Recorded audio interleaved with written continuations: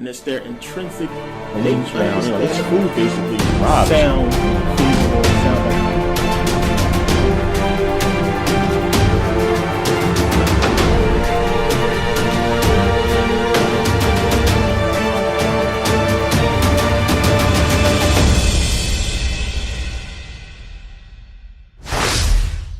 everybody, thanks for watching and welcome to the DVD. I really want to thank you guys for purchasing it. If you purchased the last two DVDs, I really appreciate it. This DVD should be the one that's going to help me reach my goal, at least 25%, of what I need to get the book released. I will, of course, fork over the rest of the money myself. But I sold about double the last DVD, about 88 copies, I think, at this point. So I'm really, grateful to everybody who bought. And if you guys bought and purchased that, I really appreciate it. Now, this video is something I wanted to get into for a while. A lot of people ask about voodoo and witchcraft. I have people from Haiti, people from Africa who send me a lot of messages about, talk about witchcraft, talk about voodoo, explain to people how Africa loves voodoo, how Haiti has voodoo as a religion, how, countries in Africa has voodoo as a religion, as a national religion, like Benin. So a lot of people wanted to really talk about the African roots of voodoo, how it's a religion, how it's not what TV has made it out to be. So we're going to get into that in this video, in this DVD, because I want to show, how magic is being used against us. And I know that sounds crazy. A lot of people don't realize how we live in basically a world of magic and voodoo and witchcraft, and we have no clue about it. So, it's really something I wanted to get into and talk to people about. I think you're going to have a lot of questions answered in this video, and it's going to make a lot of sense. But this is one of those videos where it's going to seem kind of wacky. I'm going to be all over the place on a couple subjects, but at the end, it's going to all come together and make sense. So it's going to be one of those 6 Sense type videos, and hopefully you guys enjoy it. And it's a lot of information you got to get from it. But remember, it's going to be over the place a little bit. You got to pay attention and keep up with what I'm saying. It's all going to fit together towards the end. It's all going to come together, and you guys will appreciate it, I'm pretty sure. So again, I want to thank you guys for purchasing, and keep watching. I'll be back, of course. And this is all in the video, nothing that I put on YouTube. None of the videos I put on DVD will come out on YouTube, just so you guys know. They will only be on DVD and available for download. So, it's a good thing you guys purchased, and I really appreciate it again. But, again, this video is really going to answer questions, take notes, and, again, do your own research. Do not follow everything I say. Do your own research. I want you guys to really get this in you and understand what I'm saying, so you can get it and know it and really understand everything. Understand, overstand, understand, all that. So it's going to help you on your journey in trying to put this stuff together. But a very major part is magic, voodoo, witchcraft. If you are into the Saturn, Satan, and God series, we're going to get into this in part 5 and 6, because, where I'm going to leave off in this video is definitely going to get picked up there, and it's going to fit right into it, which is one of the reasons why I wanted to put this video out. So, it's going to help you out with that. Now, thank you guys again, and let's get right into it. Okay, so now let's get into this thing. Just a quick note for anyone who may be wearing headphones. If you hear like a little slight background noise, it's the air conditioner. I usually leave it off when I record, but it's like entirely too hot. You probably seen some of my videos. I'll be like sweating and shit, shirt be wet. It's entirely too hot today to leave it off. So it's a little slight background noise. You probably only hear it if I stop talking, like now. Hear that? Yeah. But when I'm talking, you usually can't hear it in the background. But, let's get into this whole thing. So now, if you go back to the ancient world, right, and you ask the people, is there such thing as magic, as witchcraft, or whatever they would call it back then? They will tell you 100%, of course, sure it is. It's their way of life. It's what they do. But, we can go back as early as, 900 to 1700 AD. We can go back as early as we know the 17th century, and people will still give you that, resounding yes, of course it is. It has been proven. Why do you think everybody's running around burning witches? So now, check this out. If you really study ancient Kemet, when you start getting into the ancient Egyptians and what they believe in and what they did, you will find that they were very powerful. And I know people say that a lot, and we always say, well, if they were so powerful, how come they got conquered? I think you'll understand it a lot more, by the time this video is over. But they had a power that, we are not going to really understand, today from what we can study and what we can see. But it's obviously clear that they had this knowledge of energy and of nature, and they used it. Now, when you start going back to the ancient Egyptian world, the further back you go, the more perfect it gets. It gets better and better. You only really start seeing the problems in ancient Kemet as we get to the later dates.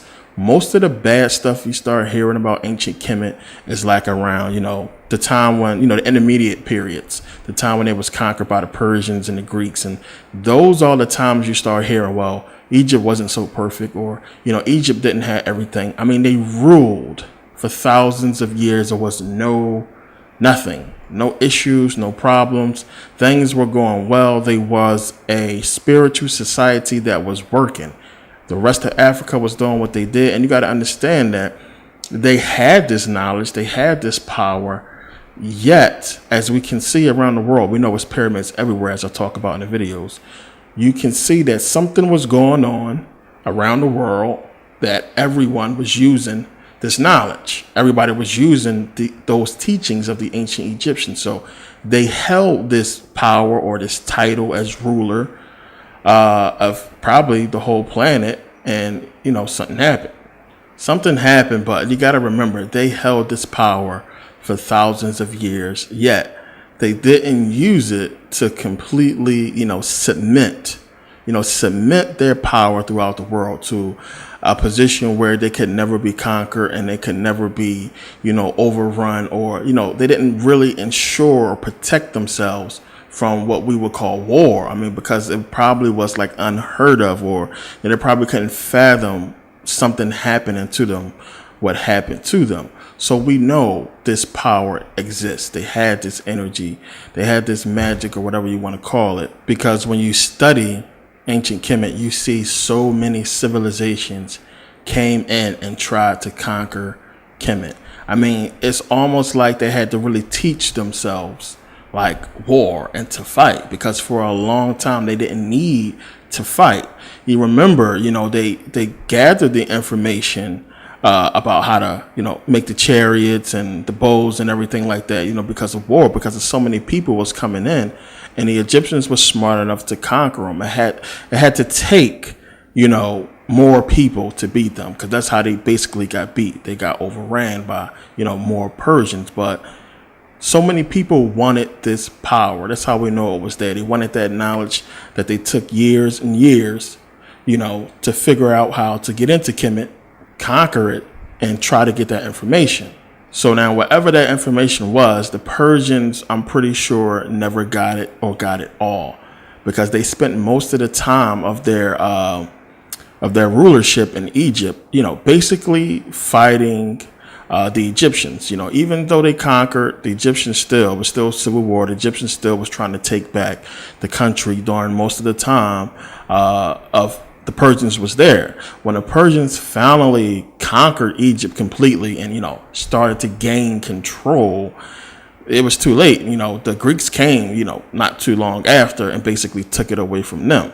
Now, whatever it is, the Greeks and Romans found it. At some point, whatever they was looking for in Egypt, whatever they wanted to get, they found it. Because they almost completely abandoned Egypt after they found it. And, the Romans really put up no fight against the Arabs later when the Arabs came in. They really put up no fight. They basically said, well, we got what we want. Go ahead and do what y'all got to do. They let Egypt get buried in the sand. It got covered up. And they went about, building their empire, the whole Roman Empire and the whole, Greek Empire. But not just that, of course, building cities and building civilizations, to bring people in. Because remember, they got the knowledge to build once they conquered Egypt. They didn't have nothing. Still to this day, no one has nothing that can really rival the pyramids as far as the scale of, technology, or lack of technology, I should say. Well, seemingly, because we know they had to have some kind of technology to build those pyramids, but it still can't be rivaled. To this day, no one can tell you how exactly they built it. But when they got the information they needed to build, they went out and started to build.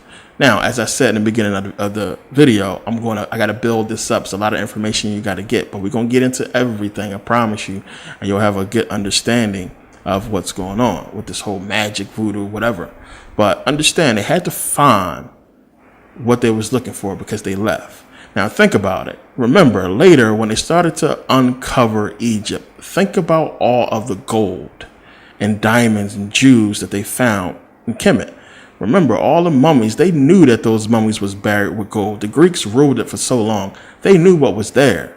They knew about the gold. They knew about everything, yet they didn't care. They didn't take none of that. Whatever knowledge they got was good enough for them.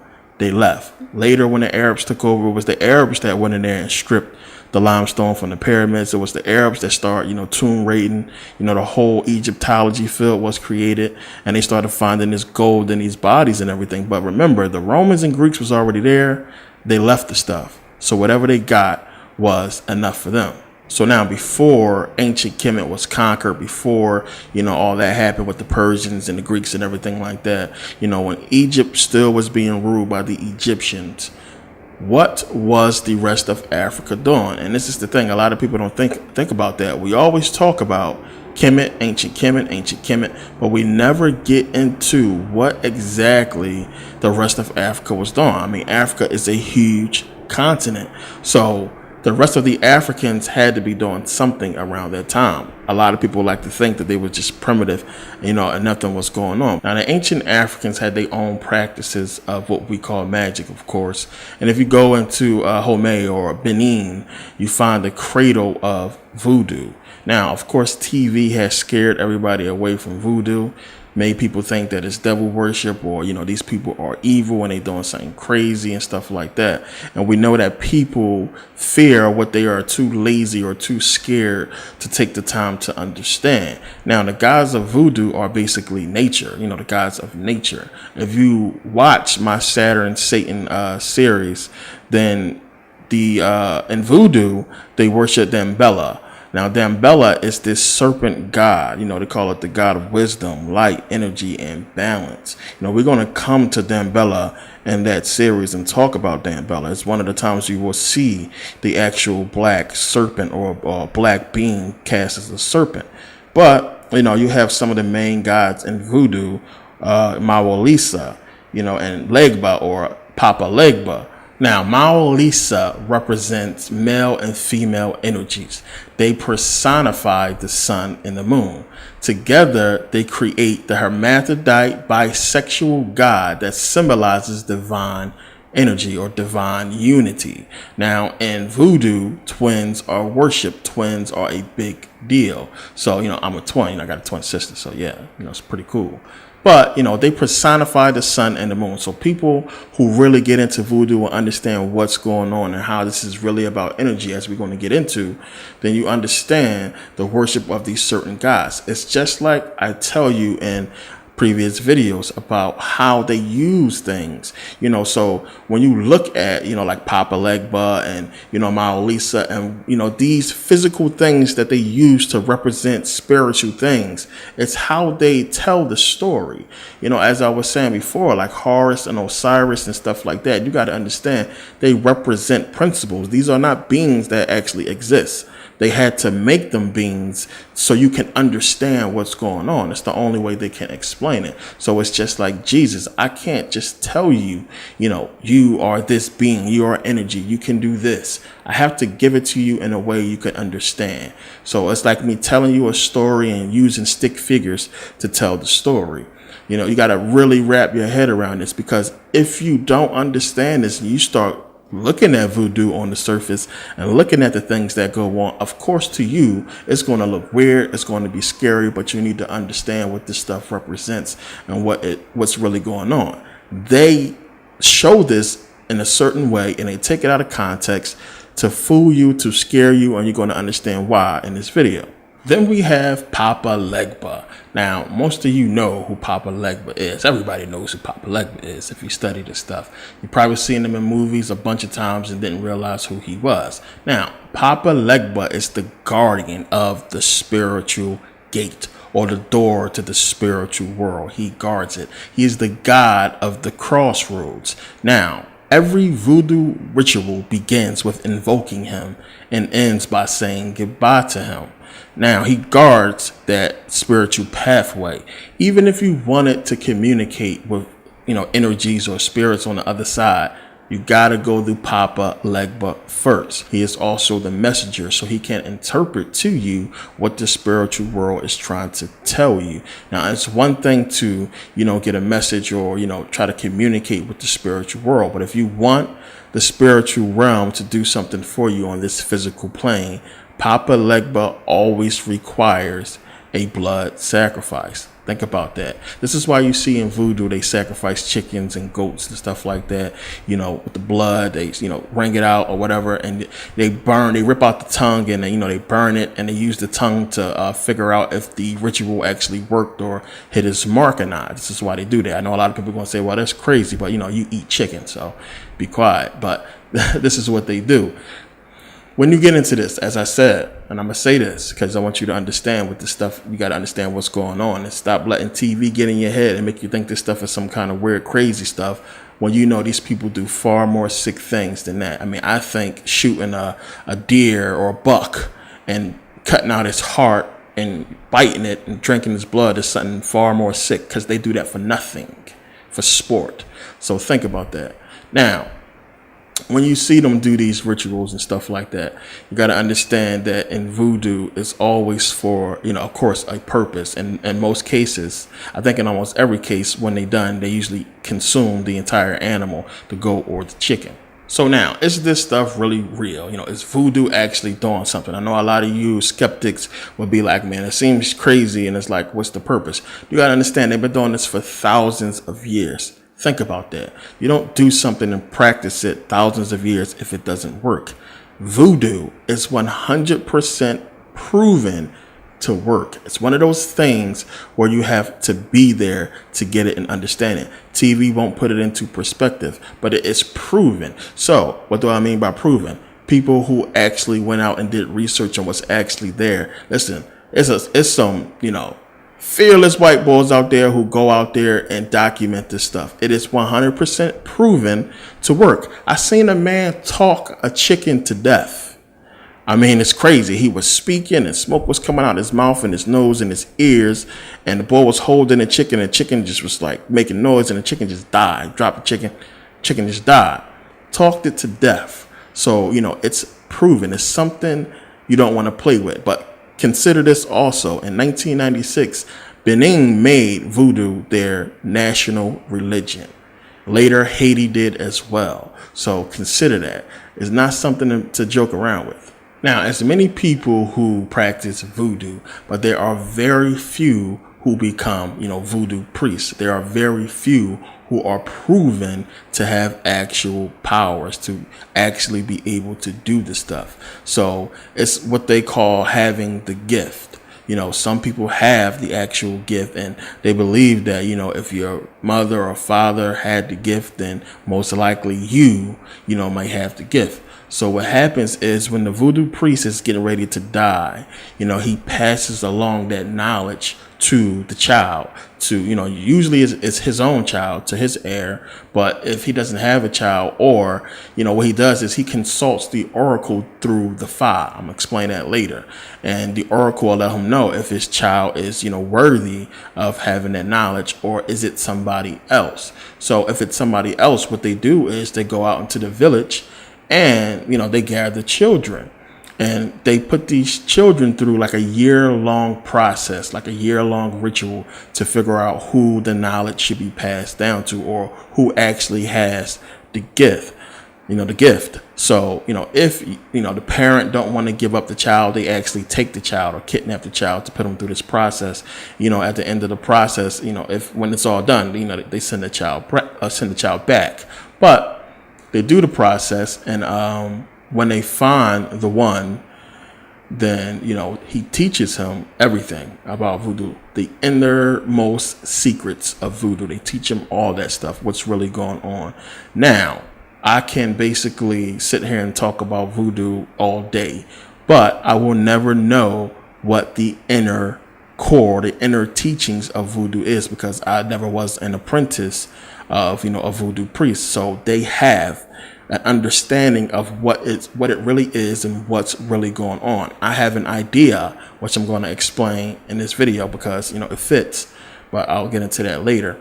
But you won't know. So whatever they're telling you about it, what's going on, all these little sayings and names we have and know, when you really get into it, the priest knows exactly what's really going on and what it really is. And when you start to understand this stuff, I'm telling you, you're not going to in no way ever think that it's suspect or just bullshit. You're going to really get it because it's proven, as I said.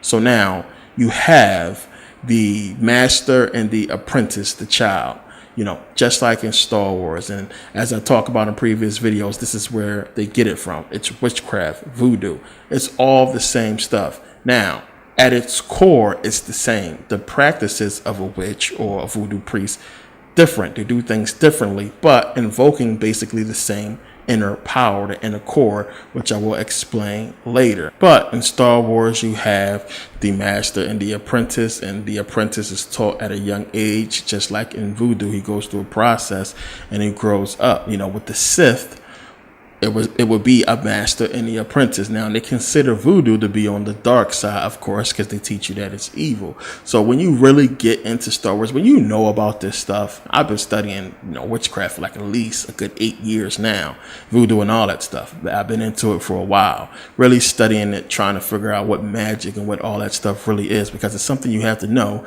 Because of course, when you go back into ancient Kemet, you run into this stuff. And if you're a real student and you really study, you connect the dots, stuff fits, and you go and you do the research on it and you understand, what's taking place when you get into it. So you can see when you look at stuff. Like I can watch movies and look at, commercials even, and oh, that's witchcraft. Oh, that's witch stuff, and see and pick it out. You will too eventually. This is why I do these videos and give you this information, because I want you to be able to do that and point stuff out easily. I can look at a commercial and tell you exactly where they got it from, what ancient source they depicting or trying to take from, and be like, oh, that came from, Zoroastrianism. It's stuff that they do, and they do it for a reason and a purpose. And you're going to kind of understand that later in this video, why they do it. Now, do they use voodoo for evil? Now, one of the things about voodoo that you find that they are very big on this. You cannot use voodoo for evil. You can't use it for bad things. They believe heavily that if you use voodoo for something bad, it will come back on you way worse, 4 or 5 times worse than what you put out. They highly believe that you get back what you put out. Now, however, they also believe that if you do evil, then it's okay to use voodoo to give you back what you put out. So if you put out evil, it's fine to use voodoo to punish you. They believe that a lot. Now, in voodoo, they don't believe in no heaven or hell or anything like that. When you start to get to the core of voodoo, you find Loa. Loa is like God, or divine spirit, good energy. The oracle. Remember, I said they consult the oracle through the Fa. The Fa is when you see them use like the little pebbles or rocks. They had a chicken bone that they use to draw like lines in the sand, and they can read it. It's divination. They use it to tell the future. We have psychic readers. You go to Africa, you look for a Fa reader. You say, I need to find a Fa reader, because you want to know the future. You want to consult the oracle. The oracle, we find it all throughout the world. Every civilization speaks of consulting an oracle or consulting someone. Even if you went to a psychic, who is that psychic asking? A psychic is basically an oracle, or the psychic is asking an oracle, for advice or to tell you, what's going on. So now understand, Benin, what they'll tell you is the cradle of voodoo. It had one of the largest slave ports. It had a very large slave port in Benin, and a lot of Africans was taken as slaves. A lot of them practiced voodoo, and they were taken and sent to Europe, as slaves. And of course, at some point, they taught the Europeans voodoo. But understand, there were already Africans in Europe, way before slavery. And of course, they practiced voodoo as well. And it wasn't known as voodoo. Of course, they had whatever name they had for it. But of course, at some point, the Europeans got a hold of this knowledge.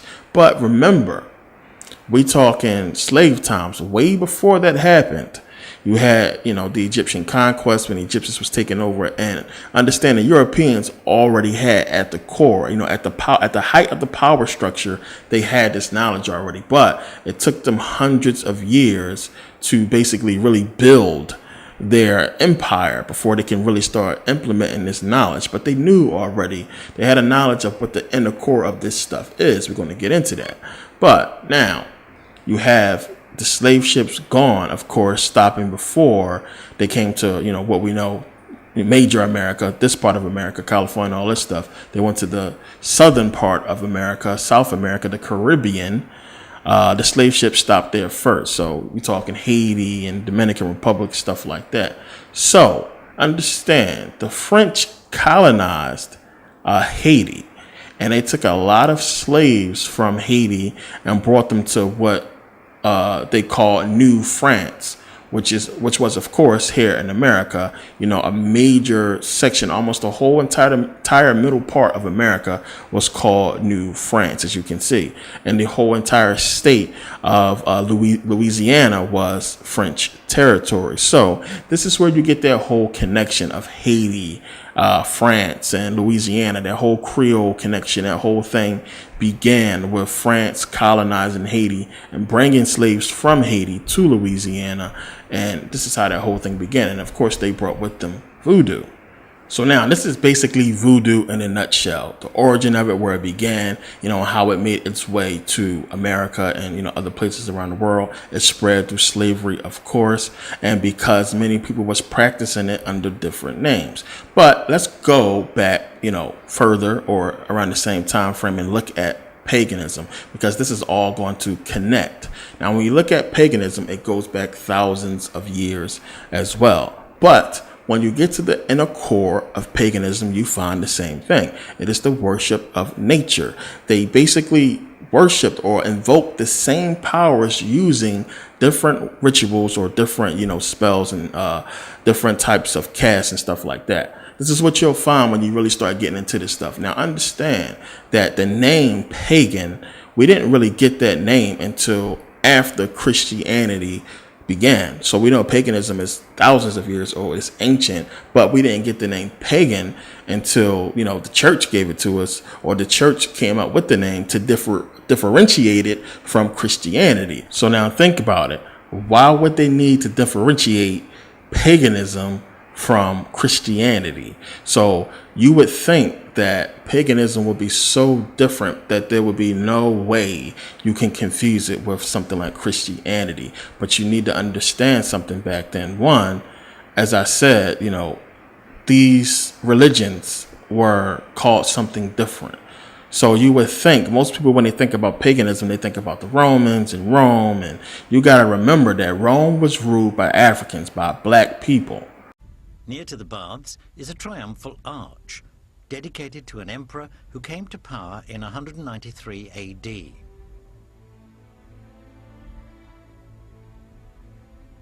His name was Septimus Severus. His period of office was a significant event in Roman history, though perhaps not for his achievements when in power. The importance of Septimius Severus lay in his background. Born in Leptis Magna, in present-day Libya, he was the first African to attain the highest position in the Roman Empire. The achievement of Septimius Severus should not be regarded as unusual. A feature of the Roman occupation was that it provided opportunities for native Africans to become as successful and wealthy as the Roman colonists.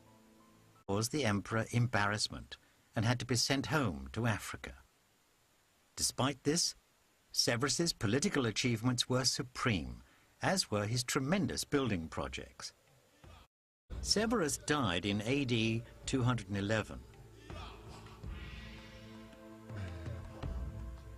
After visiting the Roman province of Britannia and reinforcing its northern frontier, Hadrian's Wall, he died on the return journey in the city of York. His death, however, marked the start of a dynasty of African emperors.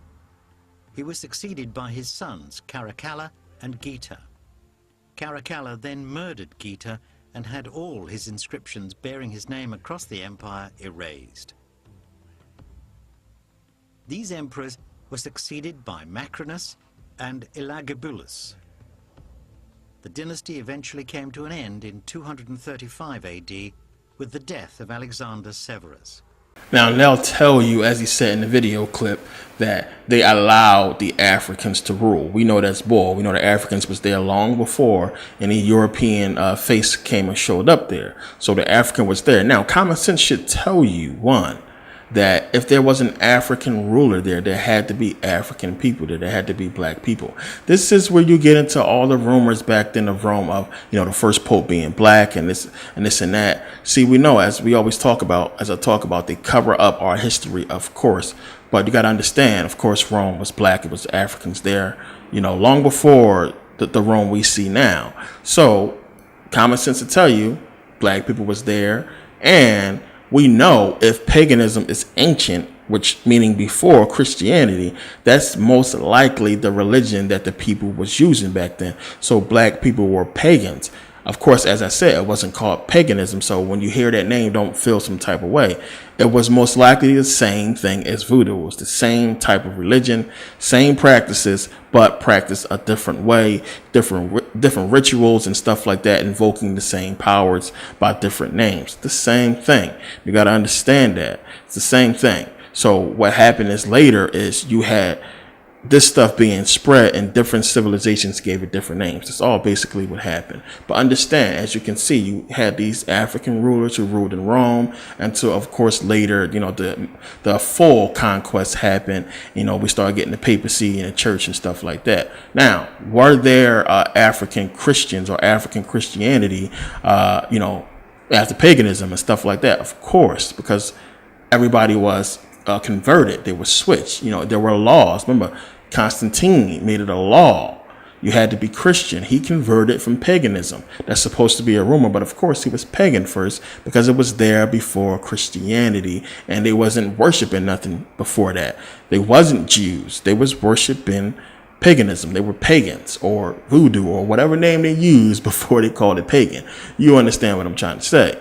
So now, to be clear, paganism, voodoo, witchcraft are all names given by different civilizations about the same religion, practiced a different way. I'll say that again. Paganism, voodoo, witchcraft are all names given by different civilizations about the same religion, practiced a different way. And understand, all those names was given, way after the fact. Hundreds of years, thousands of years after these religions was already practiced under a different name. So it's basically the same thing, practiced in different ways, different rituals about, invoking the same powers. Now understand something. You have the Africans who use this voodoo or what have you, whatever they called it, for natural means. They've been practicing this stuff for thousands of years and never have they used it to take over the entire planet or to do major, unnatural things. They used it naturally.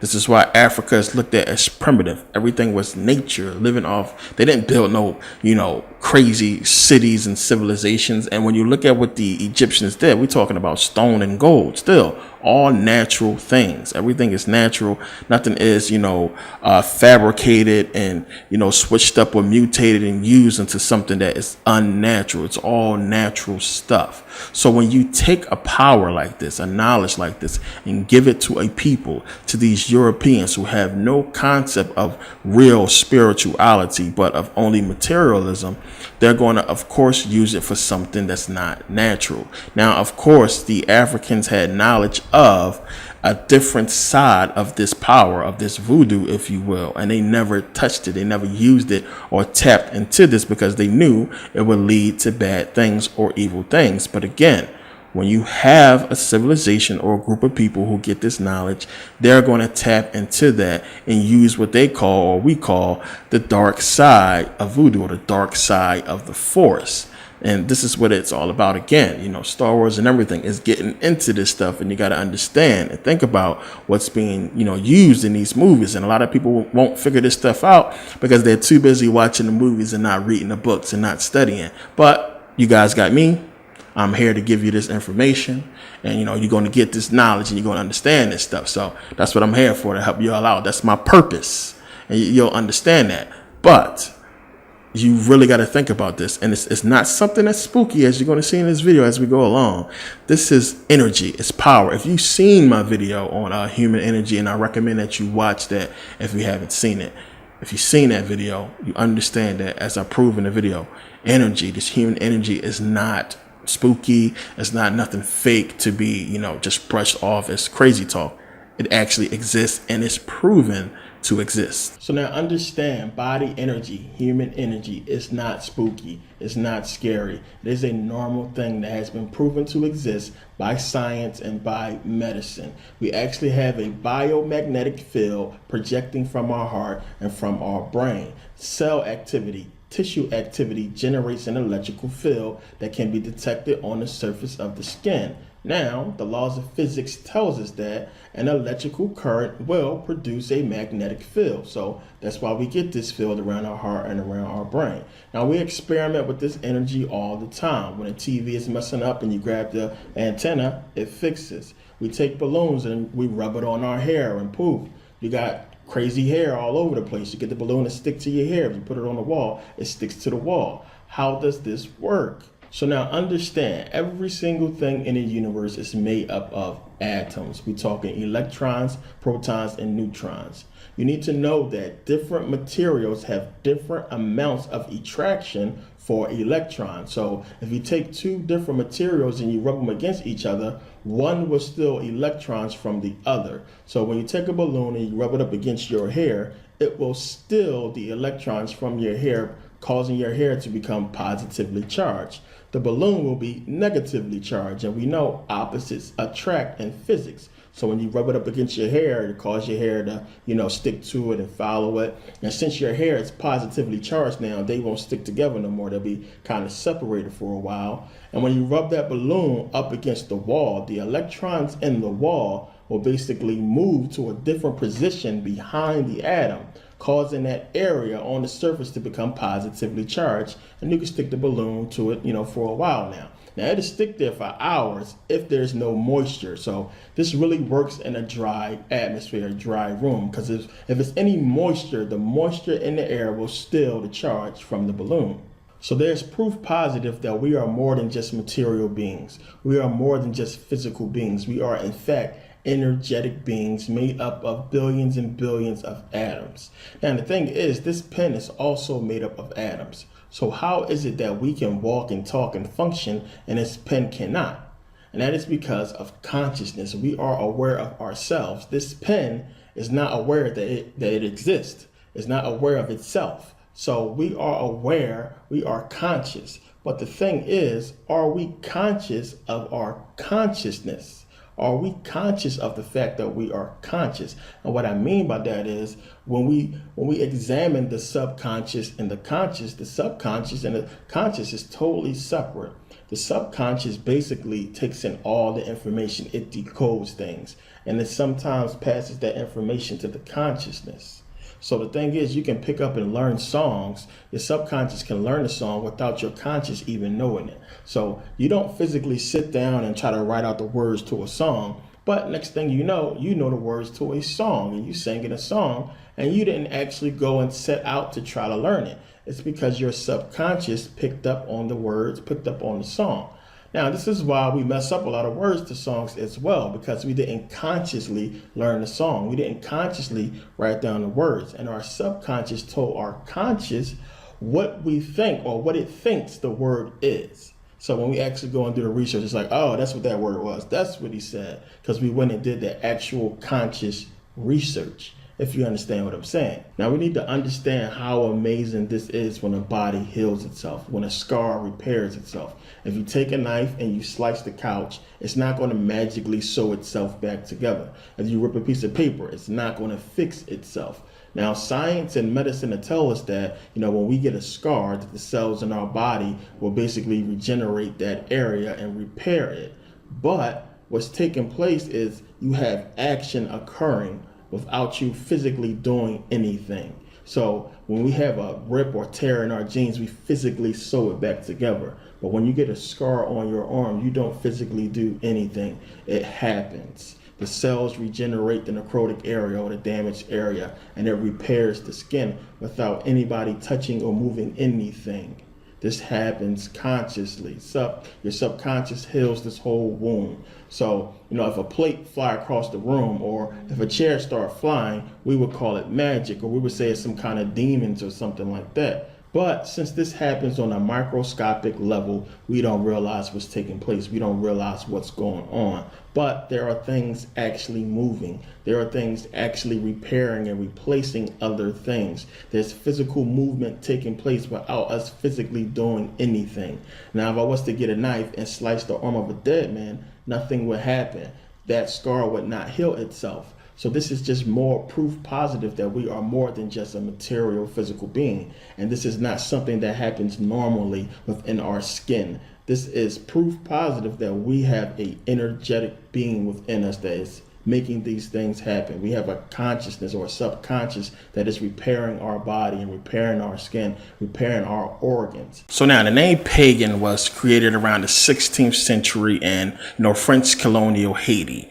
As I said, you get pagan from between the 1st and 4th century AD after Catholicism, Christianity began, and you get witch from the Old English word Wicca, sometime after the 9th century, I believe. But all three of these religions, you're going to find the worship of the great or divine mother. You're going to find that in voodoo and witchcraft and paganism, they all have the colors white. White is always used in voodoo, witchcraft, and paganism, unless you use witchcraft or the dark side, which is where they wear black. They wear purple and scarlet, all kinds of colors that you will find. But now, as I said, we know that Africans was in Rome before, Christianity began, before the Catholic Church took over and all that. They was there.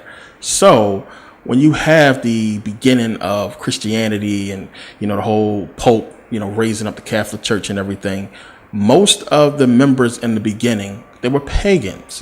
They came to church and they looked at Christianity and they thought that, the Catholic Church just basically took paganism and flipped it and created this religion. So they came in and they were pagan and Christians at the same time. If you was a pagan, you can look at Christianity and you can see, well, this is just paganism.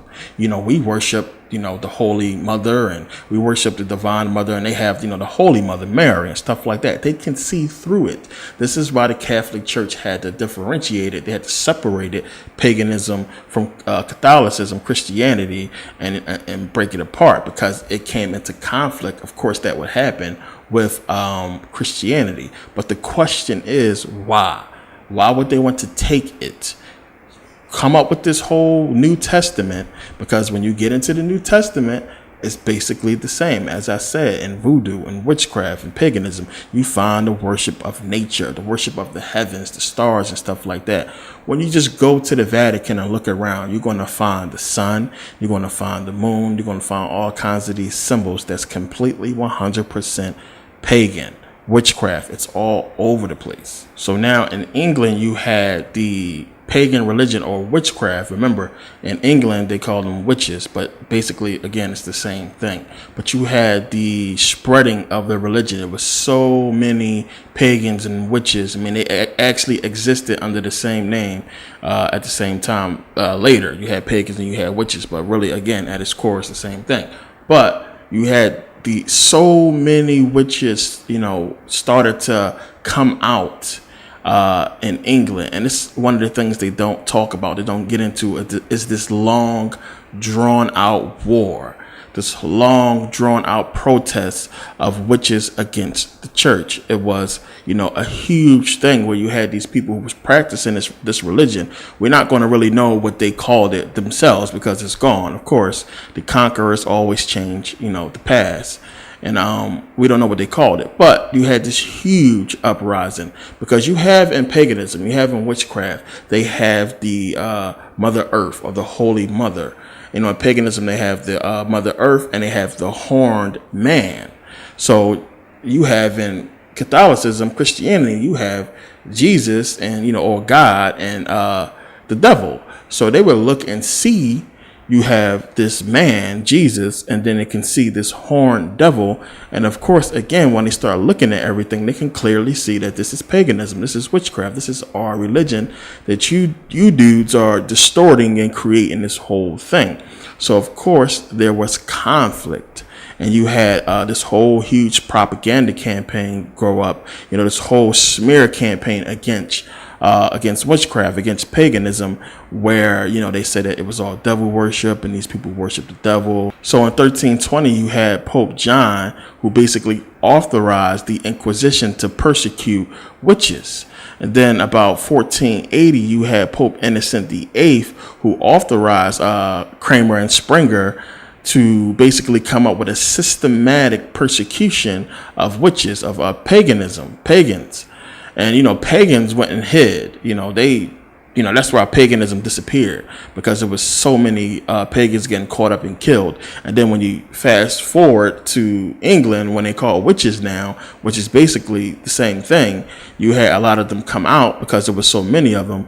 But of course, again, the church challenged them. So remember, you had Pope Innocent VIII commissioned Kramer and Springer to come up with a systematic persecution of witches. And remember, they came up with the Mondaeus Malus Maleficarum, the hammer of the witch, or the witch's hammer. And we know they use it to basically persecute and kill and burn and torture a lot of so-called witches. And they killed a lot of them. This is before the whole Salem witch trials in America. Okay, so now fast forward between 16th and 17th century, because you got to understand how big this was. They were passing laws against witches. You had in 1542, King Henry VIII passed the first statute against witches. Then later, Queen Elizabeth passed the second. Then you had King James, the whole King James Bible, that guy. You had King James give us in 1597 the book Demonology, where he talks about, fairies and witchcraft and stuff like that. He claims on 3 times, that witches tried to kill him. It was one time when he was on his boat with his wife and his boat sank. He believed it was witches. So, he came up with this book. So you got to understand that this is not something that is, you can go look this stuff up. It's stuff that's actually in history, and it's proven that in Europe, in England especially, they had this huge, combat, this huge problem between the witches and the church, and they were going at each other because, of course, you can see that what Catholicism, what Christianity really is when you get into it. So, as I said, when you look at the colors of voodoo and paganism and witchcraft, you find they all wear white. Look at the Pope. He wears white. It's basically the same stuff. They can look at it and see that it's the sun and the moon.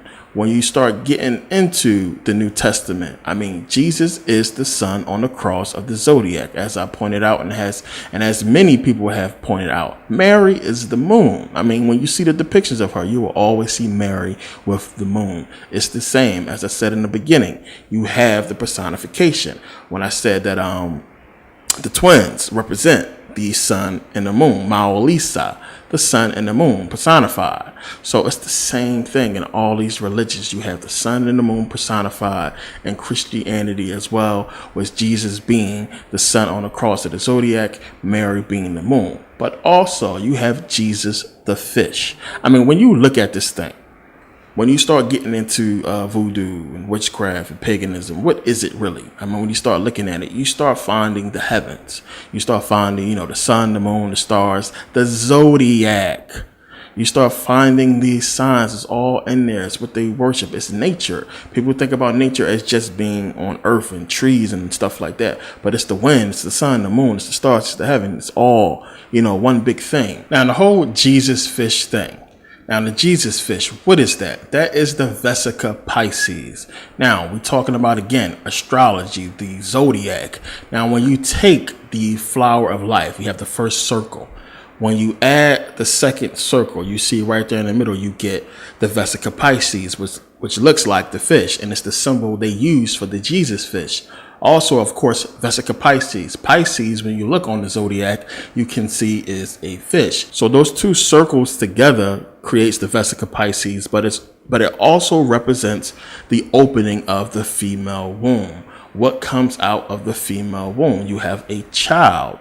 So when you put one more circle there at the top, it's basically the Holy Trinity. You have man and woman creating a child, or the Holy Trinity, the Father, Son, and the Holy Ghost. When you look at the symbol there, it is the symbol for the Holy Trinity right there on the flower of life. This is where it comes from, people. It's all the same stuff. This is where they stole it. It is all paganism. It is all voodoo. It is all witchcraft. It is the same. Now, some of you who may be into any of this stuff, you may be saying to yourself, oh, you tripping. It's not the same stuff. You guys practice it differently. It's the same at its core. I know because I study all three very well, half a years now. When you get into it deep, when you start understanding, I mean, not even that. I mean, it's clear. Come on. It's clear that you can see it. That's the same. But this is one of the reasons why they were going against the church. And you have to understand why the church, was coming after them, of course, because they stole it. They stole it and created the New Testament. This is why they was out there killing pagans and killing witches, because they stole it and they took it and gave us the New Testament, which at its core is that.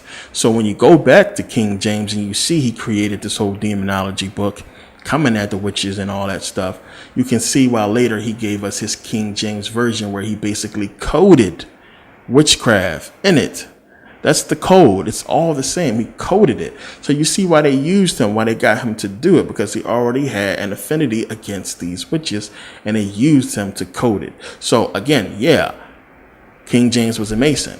It's the same stuff. When you get at the heart of these secret societies, it's the same. This is why they say, oh, well, they worship the devil and this and that. What are they really talking about? They're talking about voodoo. They're talking about witchcraft. They're talking about this magic, this power at its core, which we know all goes back to ancient Egypt. So when you start studying this stuff and you realize that the ancient Africans was, of course, going into Egypt and learning and coming back and bringing this stuff into the other countries in Africa. So it's the same stuff. It's where it comes from. It all comes from Kemet. It all comes from Africa. And this is what they did. And when you pay attention, I think you can understand that so far in the video, that it's the same and they stole it. I want to get into this thing real quick. The Catholic Church's altar, except for the Atame or the Knight, is the exact altar of witchcraft. And according to the reports I can get on the Nicene Council, most of the ministers at the Nicene Council that set that heresy up were from the Temple of Diana, which is witchcraft. So everything, the bells, the incense, the whole ritual, their holy water is a salt water mixture. This comes from witchcraft, which they do exorcism with. Everything that they do comes out of witchcraft, and they can't get around it. Yeah. Okay. Did everybody hear that question? Okay. He wants me to explain the Council of 13. I'll explain what that is, if you were probably wondering. And what their purpose or thrust is. Okay. All right. If you'll all, just give you a second, reach in your billfold. You can put it in the offering plate later. Reach in your billfold and take out a $1 bill real quick. We'll settle the whole thing. I'll let you ask your federal government later how this got on the $1 bill.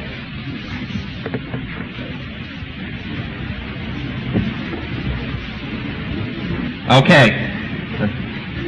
On the back of the $1 bill, you'll see the crest with the pyramid in it.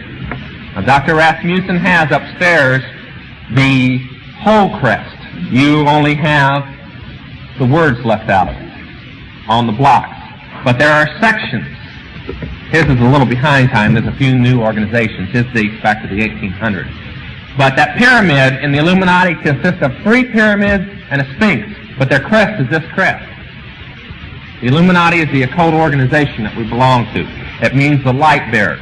The witch is called Mariah, the conquering wind. But it's the capstone above. The eye is Lucifer. The triangle of the capstone is the tribunal of the Rothschild family, which is called the Holy Family. They lead the Illuminati. They would be Paul, Peter, for the Catholics, all the saints and Mary and everybody rolled into one, and the Pope. I'll give you 2 quick examples. For one, I'm telling this across the country, the most disastrous film that has ever come out, pro-witchcraft, thousands of people that are Christians are going to go watch and are watching. I was told by a bunch of Christian people across the United States in every city I went to, you got to go see this movie. There's no sex, there's no violence, there's, it's just an old kind of, how would you put it, I can't think of the guy in the 30s that was a sequence in outer space movies, Flash Gordon type picture. So I went and watched it. It used words and beliefs that are the innermost beliefs in witchcraft. They're not even the ones spoken of in the open. And witches don't call it witchcraft. They call it the Force. It's called Star Wars. And the whole thing is centered around 2/3 of the movie is based on the Force. That you're stronger when you die, you're reincarnated, you receive guides from people who are dead. It's ESP. See, the biggest line about witchcraft is that it's not bad. It's neither good nor bad. It's the person that's good or bad. And this movie emphasized that a lot.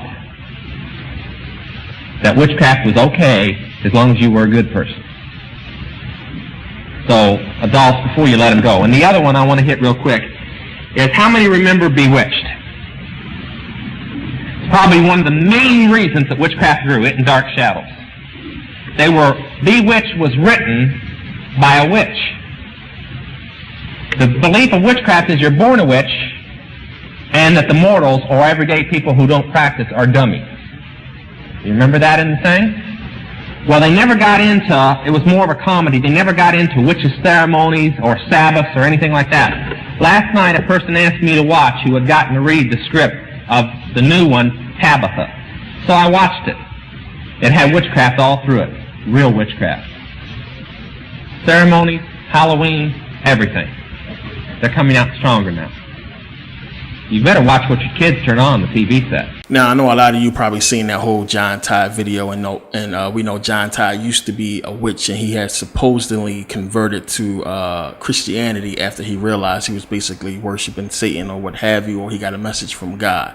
But now, the whole thing is, as smart as he sounds when you listen to him, you got to realize that if he is as smart as he say he is, he understands that witchcraft existed long before Christianity, and when you look at Christianity, it's basically witchcraft. So it's easy to point that out, and the funny part is he points that out as he just did, so he can see that the church is basically using witchcraft and its practices. So that means, one, that what? Christianity is bogus. It's just witchcraft. So how can he be a converted Christian if he realizes that the whole thing is witchcraft in the first place, the whole thing he's running from? A lot of people never put that together and realize that that whole thing was just a setup to get it out there more, to get it to the public's eye. That recording, I think it was in the 70s, is where we supposedly get the first knowledge of what's on the dollar, of what the whole symbol means and everything like that, and that the eye is evil and all that. Before that, I believe a lot of people didn't know, but in the 70s, John Todd was the one who supposedly had brought that to a lot of people's attention. But understand, that whole thing was a whole setup to get the information out there.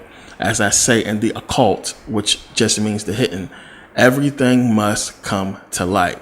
A lot of people always say, well, why don't they kill y'all for putting out all this information? Because they want it out. And it's something that's it's so deep and hard for you to understand. That's a whole another thing I might get into on Saturn, Satan, and God. I think it's going to become more clear why they have to do that. Matter of fact, I think it's going to become clear in this video. You got to understand it's all ritual.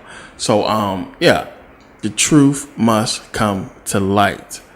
That is the motto of the occult. Everything must be known. So it's weird. It's almost like a oxymoron sort of thing, where you in a secret society where everything's supposed to be secret, but you will allow some things to come out. The rule is, if you are in the society, you are not supposed to release this stuff unless you are asked to. So that's kind of sort of the rule. And the whole thing is, you never reveal what is in the inner core, supposedly. So, as I said, and the only way you're going to know the inner core is unless you are in the inner core, unless you are down, you are about it all. You can have some kind of speculation and kind of put stuff together, but you're not going to know the 100%, exactly what it is. And, I put stuff together. I don't know exactly 100% for sure, but I can be 99.9% positive. All I need is the validation for me to say what I'm saying is 100% true. Just small validation for somebody to come up and say, yeah, it's all right. But, I give you my information based on my years of research and, what I pieced together and what I believe to be just common sense for anybody who digs into this information, and I give it to you guys to go ahead and do your own research. So now, as I was saying, they basically stole witchcraft. When you look at Joan of Arc, the whole story of Joan of Arc, here you have this woman leading these men into battle against the church. When does that happen? I mean, think about it. Why would these men follow this woman? As egotistical as we are, especially when it comes to battle, because all of them would feel like, well, I can beat this woman. And remember, Joan of Arc's supposed to have this superhuman power or whatnot, and she could fight, she could win battles. But the whole thing is bogus. It's a cover-up. Remember, they burnt Joan of Arc in 1431 at the stake for being a witch. But in 1920, she was canonized by the same church who burnt her as a saint. How does that work? You can't burn somebody as a witch, say she's a witch, and burn her and kill her, and then later canonize her. I mean, think about it. She was canonized. She wasn't no pope. They canonized her as a saint. So that tells you something right there. And she was burned as a witch. This stuff goes hand in hand. It's where this stuff comes from. Understand, the biggest opposition to the church wasn't Satan. It was the very thing the church was founded on, and that's witchcraft. It was the witches. They were the biggest opposition, so they had to be put down and dismissed as evil so they can be free to really use that power. And that's what it was about. So you had William Shakespeare, give us the whole play Macbeth. And Macbeth is where we get the whole image of witches, the whole image that we all know of the old hag witch, with the boil on her nose and looking all old and crusty and stuff like that, with the cauldron and bubbling and this and that. Remember that in the play, he had that whole scene with the three witches. That's every time you see it in a play, it's all horrible and dark and stuff like that. We get that image from Shakespeare, who we know supposedly is Francis Bacon, and supposedly has something to do with the Bible and all this and that. It's a whole nother story. Remember, Shakespeare, the name is in the Bible. So that's a whole nother story. So you see how all this stuff fits together. If you watch my videos, then you know about all this stuff. So that's how it pieces together. The church's biggest opposition was witchcraft, and of course eventually they would do away with it to a point where it went from being something that is 100% known to be reality and have existed to it being today fiction and something we see in movies and something we laugh and joke about and we dress up in Halloween, and it's something that's like an afterthought. But that's because of the church. They always win. And that's the thing. We got to stop them from winning because they've been winning for thousands of years. And now we look at this stuff as a joke and we don't understand. I had quite a few people from Africa who contact me on Facebook and sent me messages about voodoo. They really want you guys to understand voodoo and know the truth about it, and that it's not evil, that it is your ancestors' religion and it is still practiced to this day. You know, a lot of them stressed to me. You can read messages. There was a few of them actually, but I'm not going to put them all up there.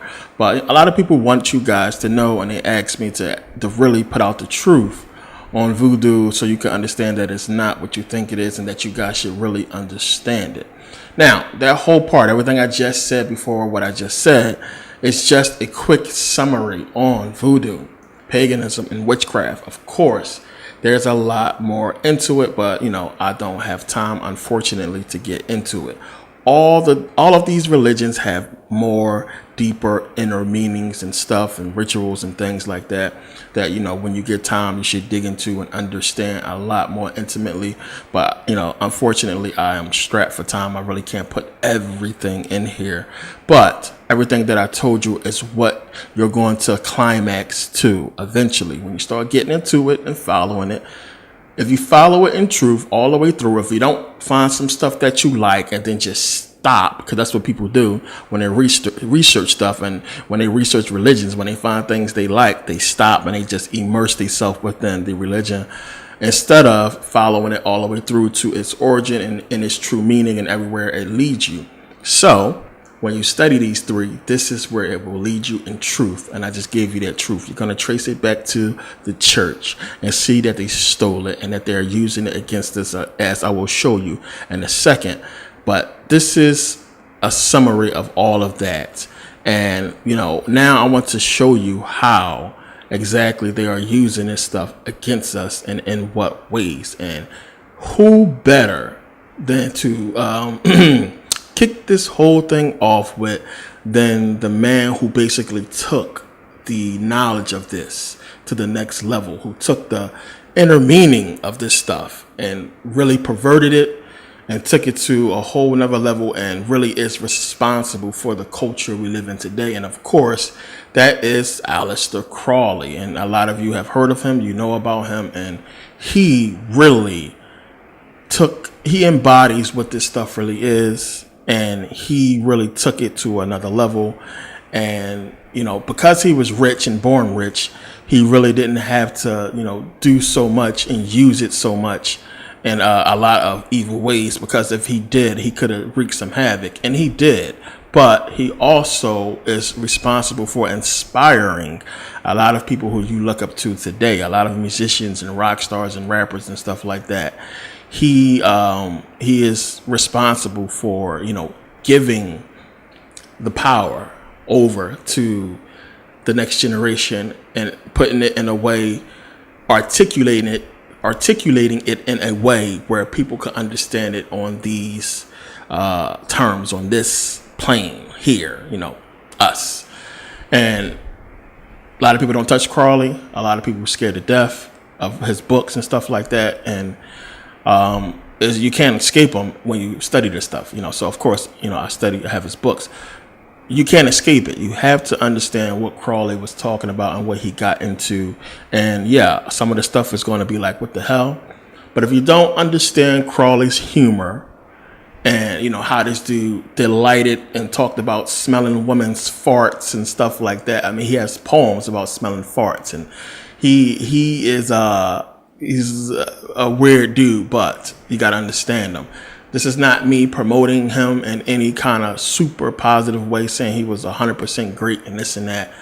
Crowley is a whole another subject within itself, but he is someone who you're going to find in your journey of studying a lot of stuff, and you're going to have to go through him and his knowledge to get to where you're trying to go. And trust me on that, because you're not going to find too many people who have that knowledge. Some do, but I guarantee you they got it from Crowley. But Crowley is who we're going to start with. He was born to rich parents. His father was a minister, and he grew up having to read the Bible. He hated reading the Bible. He hated Christianity, but he loved his dad a whole lot. He really loved his dad. He followed him on a lot of ministries, and until his father died. And then he hated his mom. He lashed out against religion, and he really embraced trying to figure out, the whatever was against Christianity he was for, because he just knew there's no way my dad, who spent his entire life running around ministering to the world, can be talking about this God and Jesus and how he's good and everything like that, and then God just kills him. It just blew his mind. And Crowley seriously hated, Christianity, and of course, as you know, he talks about against it a lot. But in his search of figuring out the truth, of course, he ran into the truth, which was in the church, and he ran into the whole Order of the Golden Dawn and all that, and he got into the whole occult. But he felt like the occult on the English side, the side that they was using in England, in the UK, where he was born, was nowhere near what was really out there. So he took it to the next level. Now, Aleister Crowley, or Mr. Crowley, as Ozzy Osbourne would put it, he basically took this information, this knowledge, and, made it scientific. And that's basically what the Europeans did anyway. I mean, they took that and broke it down to a science, the information, when you really start getting into it, which is how they can come up with all the stuff they've been coming up with. And, I'll get into that. But he got married, and he spent his honeymoon. He took his wife to Egypt on his honeymoon, and he spent the night in the chamber, the king's chamber in the Great Pyramid. He spent the night in there, and then he came out, and he basically said that this spirit, supposedly the spirit of Horus, or these voices, basically dictated to him for 3 days the Book of the Law, which is basically his most famous book that he's known for besides magic. The Book of the Law. He wrote that book supposedly being told, or it was interpreted to him through some kind of spiritual force, and for 3 days he wrote the book. And it's out there. I have a copy. When you get to that point, if you're not at this point of knowledge, don't mess with it, because you won't understand it. But he wrote this book, and this book is basically the teachings telling you that, do what thou wilt is the whole of the law. Everybody know. Remember, Jay-Z had that shirt. Katy Perry, a lot of people. You'll see Madonna, Janet Jackson, even Michael Jackson, who, when you look at the cover of Dangerous album, you see right there, Biggest Day, Aleister Crowley. We know the Beatles put him on Sgt. Pepper album. We know Prince. So many people. You're just going to keep finding Crowley and everything. So now, the Book of the Law of the Lima, do what thou wilt shall be the whole of the law. What is all this? What is this book about? Now, it is voodoo. It is witchcraft. It is paganism. That's really what it's all rolled up into. But what is it really? It is the power of nature, of energy, of reality. That's basically what it is. It is the law of attraction, all rolled up into one. It is all this. It's the same thing. They are drawing from the same power. It is the ability to get what you want, and not in a way where you can just say that, okay, I want a brand new Bentley now, and it appears. That's why they call it the law of attraction. When you are attracting something to you, it has to come through a path, a course to you. So Crowley's book is explaining how this is done, but it's in code, of course. It's not outright. You have to understand stuff to understand that book, just like the Bible. He understood how to put it. Just like I always, promote the Bible, when I'm not destroying it to Christians and stuff like that. I always say, the Bible is an amazing book, because to me, I don't understand, like, when you really get to know the book, how, like, the brain you will have to code it the way it's coded is unbelievable. And when you start really getting into the Bible and breaking it apart, you just be in awe of this code and how they did it. And it's like, oh my God, it's so sick. I can only marvel at it, because, when you start to understand it, you understand how complicated it is. It's the same thing with the Book of the Law, because you really got to understand, what does it really mean to to use this power, the whole law of attraction. And for any of you who may be thinking, come on, is this stuff really real? Yeah, of course it's real.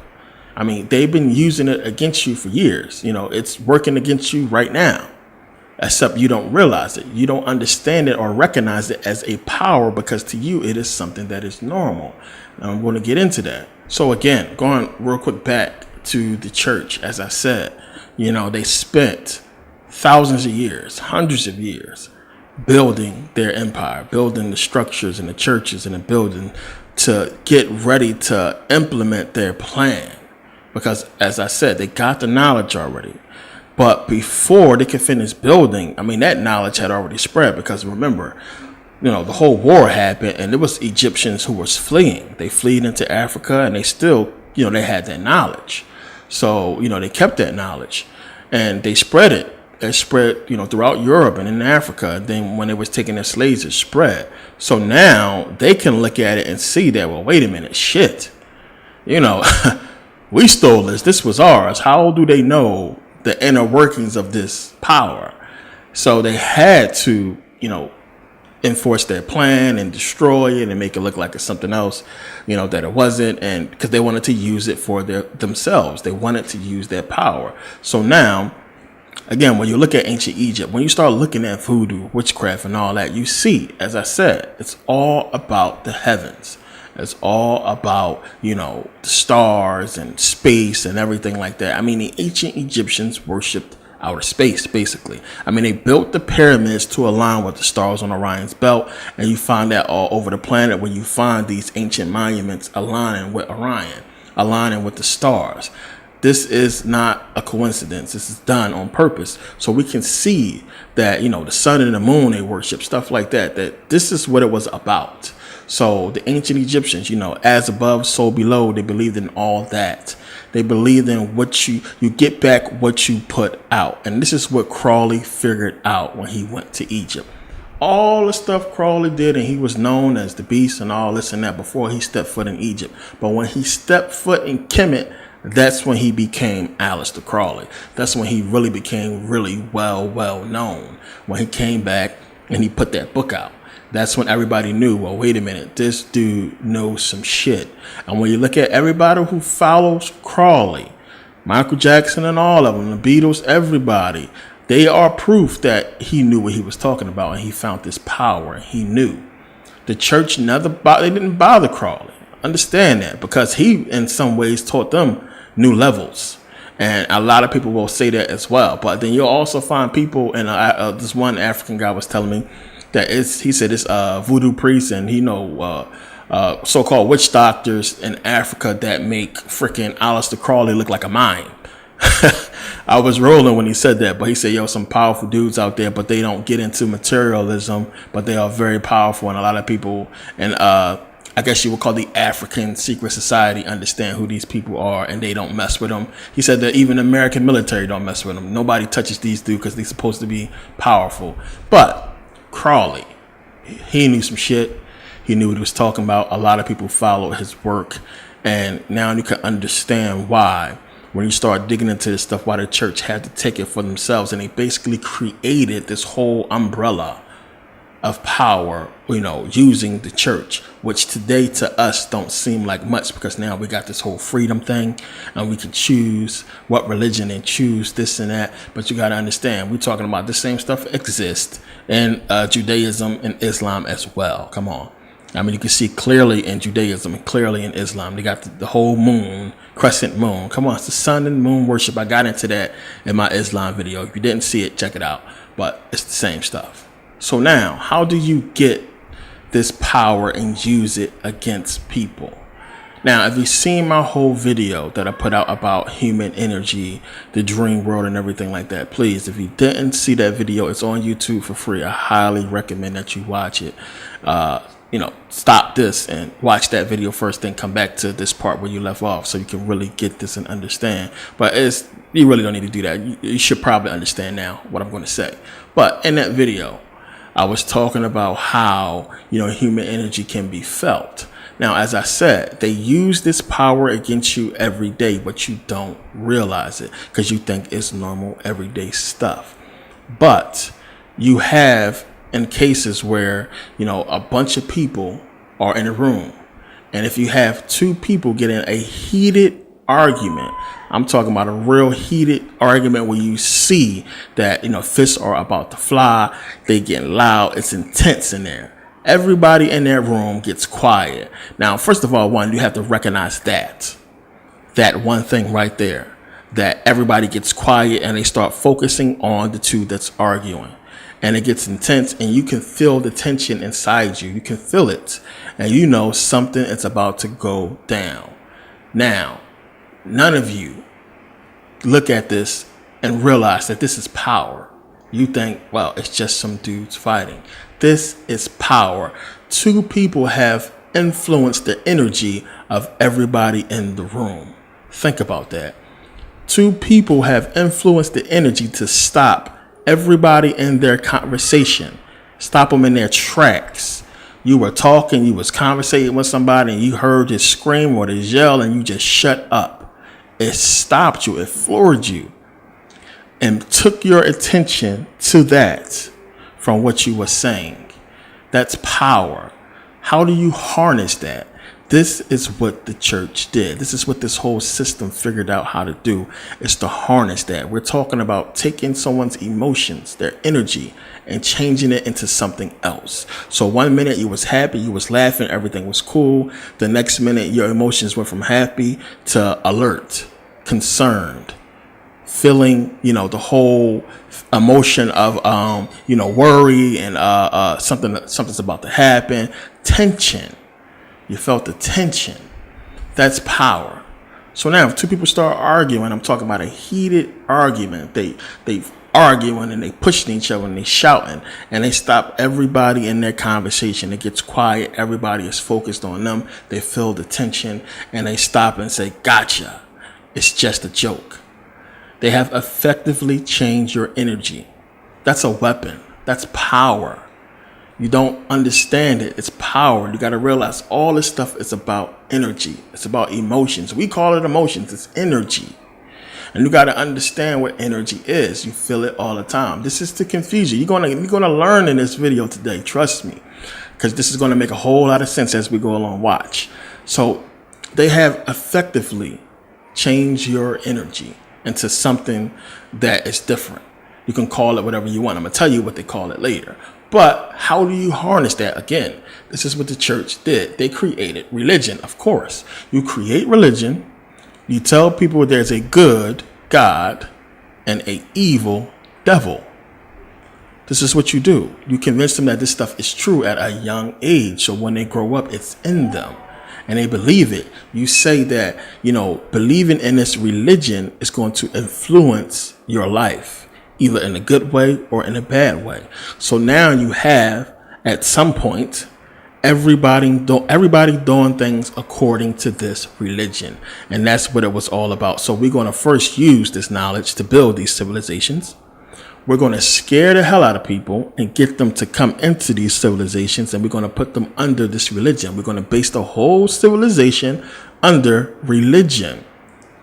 And get these people to understand this and put it in them. We're going to give them food. We're going to give them safety. We're going to give them rules of religion and put them under it. And they're going to think it's just the best thing in the world, because back then they had nothing. They was living in mud huts and worried about getting ransacked by whoever came past. So, of course, they would love to come into this whole civilization with nice new houses and, a whole place where they can eat and shop and everything is fine and safe under this church, under these rules. This is how it was. So we don't see this today because, they won. They have their plan that's been implemented. Their agenda is being still going on to this day. So we don't even think about it. Well, wait a minute. At some point way back then, this is how it was. This is how they got the people under this religion at one point. So now this is in them and they're living under this. So now you have to think about the power that this creates, because now you're doing everything under this religion. So even if you wanted to rebel, it's not really even in you at that point to rebel, because everybody is in fear of this religion. So if you hang out with your team all day long and y'all go to church, and then you all of a sudden want to be the guy who stops. I don't want to go to church no more. Everybody who you hang out with goes. The religion says they can't hang with you no more. They can't be with you. They can't chill with you. Your girl leaves you. Your friends don't talk to you. That's power. So now you have to come back, because now you're like, well, wait a minute, I need them. So you come back. This is what the church created when they created religion. And we don't see it today because now we have freedom. We can choose. Back then they couldn't. They could, but it wasn't in them to do so. So now fast forward to today. I mean, look at everything over the last 20, 30 years. Look at the war. Look at 9/11 and everything. It's fear. This is power, because now they can use certain things to influence people to do stuff. This is what this stuff is about. So now, because they can change your emotion and make you feel some type of way about something, you will do this. How do you get a people? Think about this. You had white people who love dogs, treated their dogs really good. Yet they convinced these people to treat us Africans like nothing by telling them what? We had no souls, that we wasn't human, that we are animals, and God gave us dominion over animals, gave them dominion over animals, so they can do whatever they want with us because we evolved from monkeys and we're not really pure.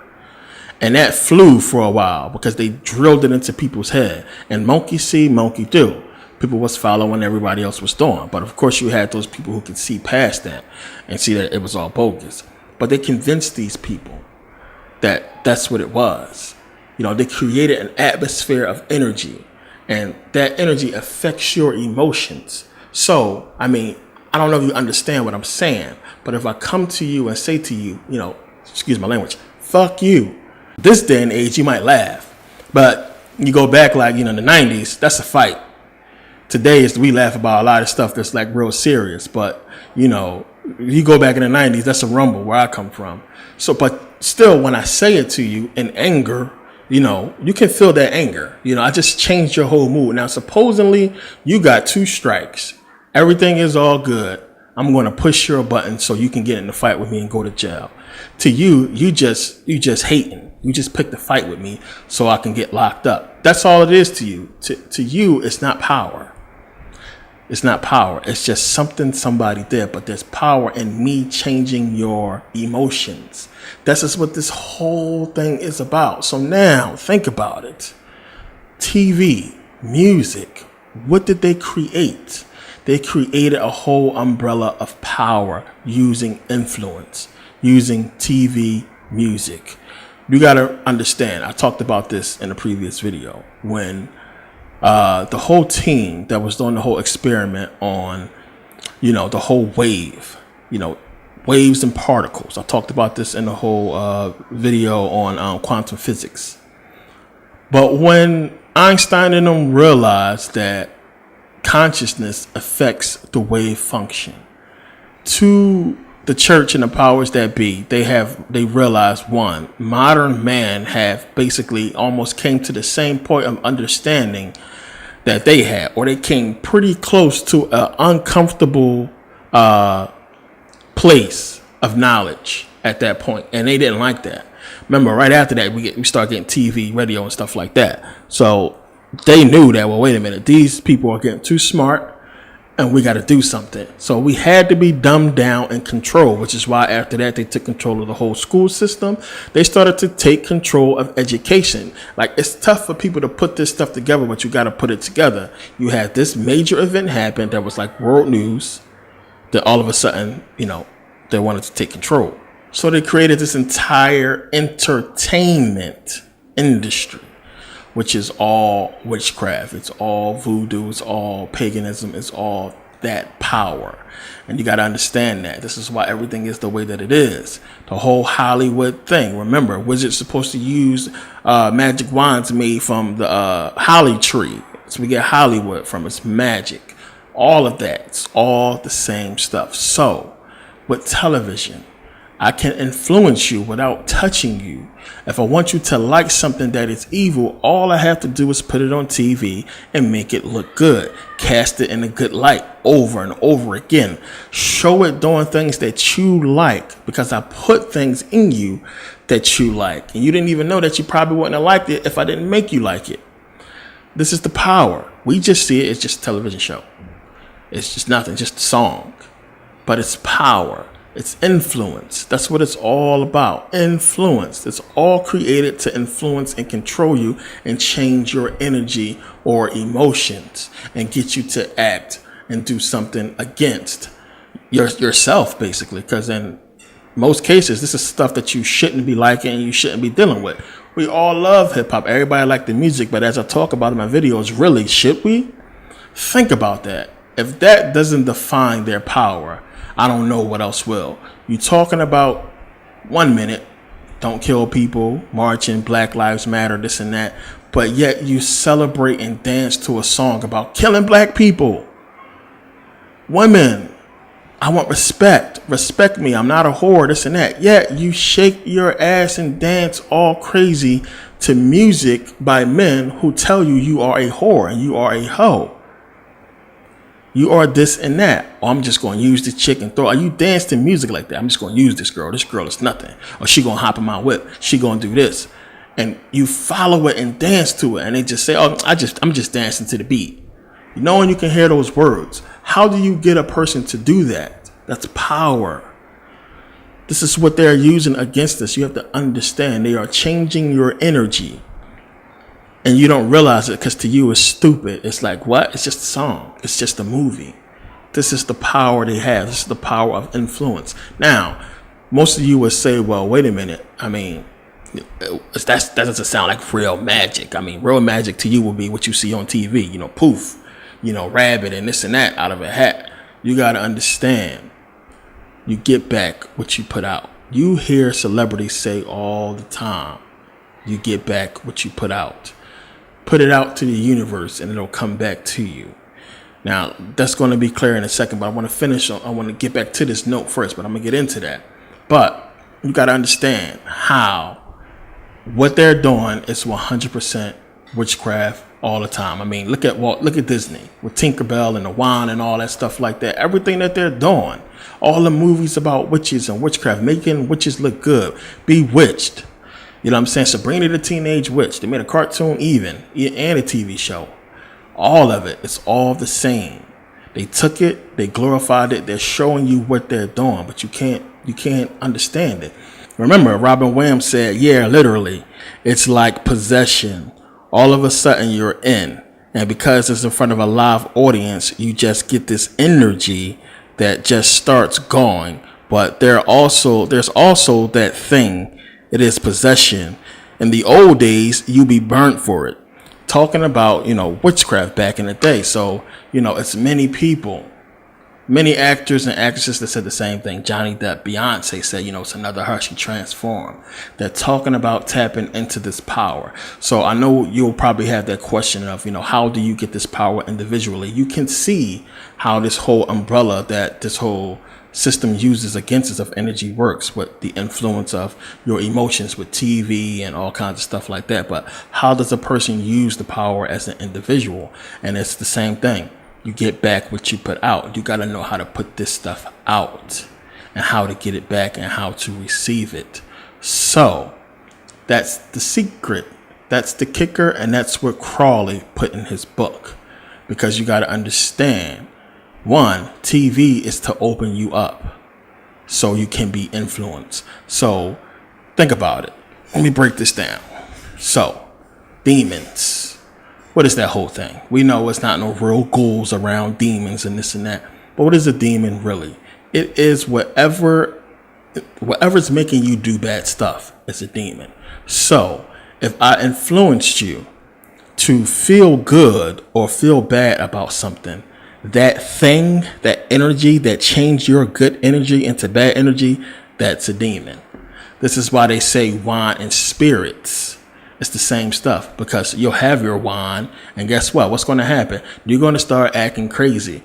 What changed your energy from normal you to that crazy you? Now this crazy energy is in you. That's a spirit or a demon. This is what they're talking about. So what would change Robin Williams or Beyonce or Johnny Depp from the regular them to this whole grand, great actor, actress, comedian? That energy is a spirit. It's a demon. whatever you want to call it, but really it's an energy, it's a change. So you have to know how to put it out and how to receive it. You can't just receive it as regular old you. You got to know how to open yourself up to receive it. And that's what Crawley talks about in his book, how to open yourself up to receive it. There are rituals. All of you have heard about the so-called Illuminati in the music industry and all the rituals and this and that, and they wear the symbols and flash all the stuff and this and that and everything. You have all seen all this stuff. So you know that they are engaged in these things because they are not going to let you be a part of their umbrella, their power that they work so hard to create, unless you are down with it. Plain and simple. So everybody got to be down. That means you must promote Jesus, which is God, which is them. They're Jesus, by the way. That's why all the actors and stuff like that, the rappers who wear the crosses to Jesus and think Jesus all the time, they think in the umbrella, the system. That's Jesus. That's who they think. That's what it's all about. But you have to be down. You have to know how to do it. So there are rituals so you can open yourself up. So when you put out this energy, you can receive it back. But the whole problem is you don't know exactly what you're receiving back under this umbrella. They control it. You're talking about these people have mastered this whole power energy thing. Plain and simple. What was one of the main things Crawley talked about was about take drugs. Take strange drugs and, have weird sex and this and that. Why? Because it opens you up. This is why all these celebrities be dying from overdoses. This is why they take drugs, because they have to be open. They have to receive this stuff. So many things open you up for this energy that you put out. But since you are doing it under this umbrella of evil that they can control what's going back in you. So if you do what you're supposed to do, they can put the right energy back in you because they know how to control it. They have that power, or they can put something else in you. That's what it's about. So we call that energy demons because we don't understand that it's just the energy that changes your energy. That's what we call it. People think it's actually some kind of monster thing out there, but it's just energy. Everything we're talking about has to do with energy and the control of energy. That's what it's all about. Your magic, your voodoo, your witchcraft, all of it is energy. It's just that simple. So when you smoke weed and you take these drugs and this and that, you open yourself up. You're at a weakened state. And it's like, when you go to sleep, you're asleep. But you're dreaming all of this stuff. That's a natural thing. But drugs and everything is, it's not natural. And you get this high, except for like, hashish, mushrooms and, weed and stuff like that. You can get a natural high. That's why a lot of people take that. But it's to get that power that they're talking about, it's more that is required. Remember, Papa Legba says what? If you want to use this power to influence the physical world, it requires what? A sacrifice. So now you understand in the music industry, in the movie industry, why so many people are being sacrificed. You can think it's a joke if you want. It's not. It requires a different power. This is a whole nother level of energy and power we're talking about here. And it's tough for you to understand that because you've seen so many movies. It doesn't seem real. It doesn't seem right. But this is what they're using. They understand it. And it's when I was getting into this stuff, it's something, you don't touch certain things. You don't go down certain roads. And I said this before in a video, I have risked a lot to bring you this information. Scared to death when I was getting into witchcraft and Satan and all this and that. I was shook daddy. But I knew I had to do it. When I was studying voodoo and everything like that, I knew I had to understand this stuff. Studying Crawley, I knew I had to understand it. So, being scared, I went through it. I read the books and I understood, and I was cautious about everything that I did. I didn't leave myself open for anything. I protected myself with all of the protection that, I understood how to use. It took me a while to find my way back through a lot of stuff and to understand and come out sane, retaining this knowledge. That's how I know this is my purpose. That's why I do what I do. Retaining it, not losing it. and then understanding it and being able to convey it to you. So I really hope you understand. And like I said, I'm not the most articulate person, and that's not a knock against myself, but me just trying to really explain this in a way that you can really understand. Dude, it's not no demons out there. It's not. This is energy we're talking about. This is a power that they have taken control of and took it out of the realm of your understanding that it's possible and put it into a whole different thing and using it now to control you. So understand, again, it's all witchcraft, all voodoo, the same stuff. Now, when you see them use Baphomet, remember I was talking about with voodoo, Maolisa, the hermaphrodite, the bisexual god, the whole deity there. This is what Baphomet represents. You see the half man, half woman, goat. What is the whole goat about? It goes back to voodoo again. The goat is the goat of sacrifice. They sacrifice the goat. What's on top of that goat's head? You see the torch of sacrifice. The torch of sacrifice and of ritual. That's what that torch is on the top of this goat's head. Understand, everybody who is sacrificed, a ritual sacrifice, everybody who they sacrifice, all the actors and stuff like that and people, you're going to always see this torch. This torch is everywhere. Just look at it. Remember, JFK, you find the torch. MLK, you find the torch. Princess Diana, look at that big giant torch. The Statue of Liberty has a torch. Why? Because they sacrificed a lot of people 9/11, New York. And they're going to do some more stuff there. The torch you'll always see. So many logos that carry the torches everywhere. BBB, Amoco. A lot of places have that torch, and you will continually see it. So you see on the goat, you also see, remember I was talking about, you see the moon, first of all, as above, so below. That's why the hands are up and the hands are down. The star on his head symbolizes the sun. We have the moon. All this goes back to voodoo and everything else. But look at his lower body there. You see the caduceus, or you see the whole snake. Same thing. Represents the whole voodoo snake god. So you can see all this stuff there. I mean, you can call it voodoo, you can call it witchcraft, whatever. It's the same thing. It's all there for you to see. Half man, half woman, Baphomet, everything fits. And there's a lot more to this stuff that, I'm not going to get into in this video, but you can see for yourself. But all of this stuff, I mean, all the symbols that you see, it all goes back to the same stuff. It's influence.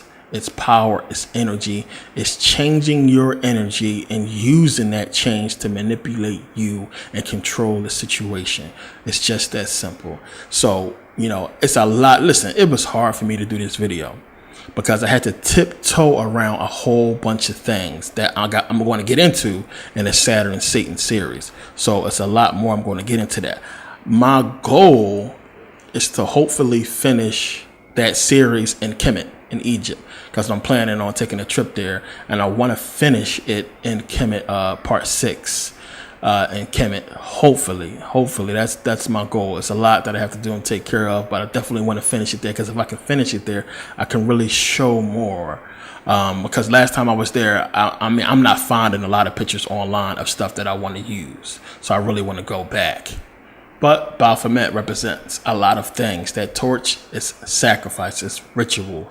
We always see, as I said, music industry always talks about, the rituals. We always talk about that when we talk about the music industry. Oh, he sacrificed this and that, this and that.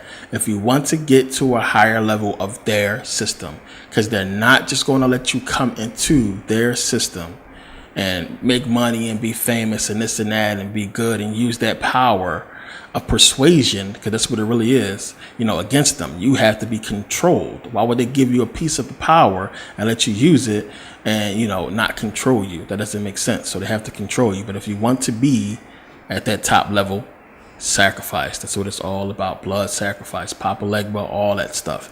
It all fits into that. So even if you wanted to tap into this stuff and start using this power, first off, one, it's a lot of rituals you have to go through. Remember, we look at the whole Skull and Bone Society and how they do the rituals at school. All of these fraternities do rituals. It's all to prepare those who will become successful for entering into secret societies later, understanding that there's rituals involved. This is why they do it. All the Greek fraternities, all this stuff. It all comes together. It's under one big umbrella. If you wanted to use it, they have destroyed it for you.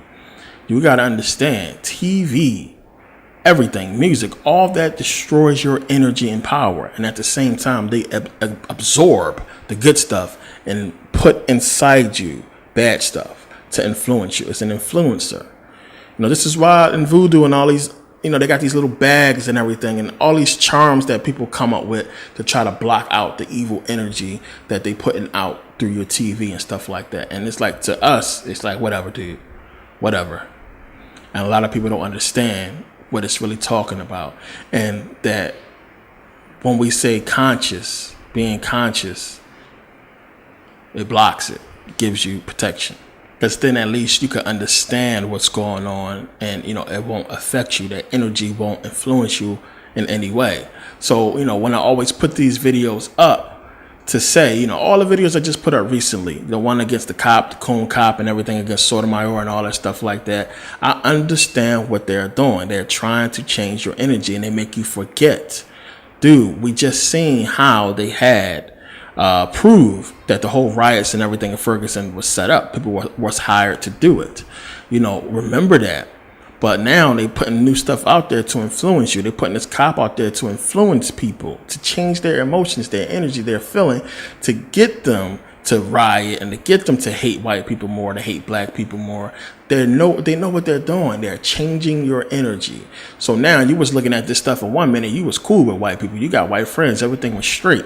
Now, when you keep seeing this stuff over and over again, white people doing this, white people doing that, you are saying to yourself, man, white people ain't no good. Fuck these white people. You starting to feel it more. It's starting to change you. And it's the same thing with white people. They keep seeing these stuff. Oh, these niggas don't understand this. When people keep bringing it up like, oh, well, they're killing each other. Or they do this to each other. They keep having babies. That's sparking a change in people. To you think it's just, they talking and saying something. No, this is energy we're talking about. They're changing your emotions, using it to get you to do something that's going to fuel and aid their agenda. That's what this stuff is about. Now, they have ruined it for you. Everybody with this whole TV and everything like that, because the main thing this requires, and this is the kicker right here, because this is why when I did the video, it's funny that the video about praying came out before this, and I did that for a reason. Nothing happens when you pray. But remember, I was saying in that video, if you've seen it, about how the Bible talks about you must believe. And that is the main thing here. We live in a society of disbelief where they have made killing somebody in the street nothing, normal. Shooting somebody in the head, nothing, normal. We play games like Grand Theft Auto. It's normal. Pull up on somebody and shoot and all this and that. It's normal. This is affecting your ability to accept, to believe, to know. That's the main thing. Because now when you see stuff, it's you can't even differentiate between TV and reality. It's tough. You see stuff on TV and it's like, is that real? Did that really happen? You see it on your phone, on the internet. That's not real. He ain't really do that. You need to understand this stuff. Now, right before, because I knew I was going to do this video. So when I was in Vegas before I went to the Grand Canyon, I went to go see Chris Angel. I went to go see Chris Angel and sit down because, of course, I got a pretty good understanding on magic and illusion. And, it's clear as day what the dude is doing. To me, it's magnets, man. That's all it is. Magnetisms. You can see the little pads they was using. It's sleight of hand. It's illusion. But the whole show, when you get to the core of it, is misdirection and gain that change in your energy. That's why he says stuff and he do stuff and he plays certain music to get you to look this way, but not this way. But the stuff is amazing. If you ever in Vegas and what they did with the Luxor and all this and that, it's a complete smack in the face to black people. I say, well, at least they made the pyramid black. But it's still a good show to see. Definitely go see that show and check it out. It's a good show. Check it out. But since you have this whole, emotion of doubt, then it's tough for you to actually do these things and have this power. But everyone who's into voodoo and stuff like that will tell you, into witchcraft, that it takes 100% believing. You must believe, you must know that this stuff is going to work, it's going to be real. That's how the law of attraction works. You have to put it out and know. You have to know that this stuff works, that it's real, that it's true. And it's tough to do that when you grow up in a society of, Tiny Toon Adventures and Animaniacs and cartoons and everything created and designed to take away your power. Because this is what this stuff does. You go to a concert and you put your whole rock symbol up to Jay-Z. That's energy that he's stealing from you. And he's using it.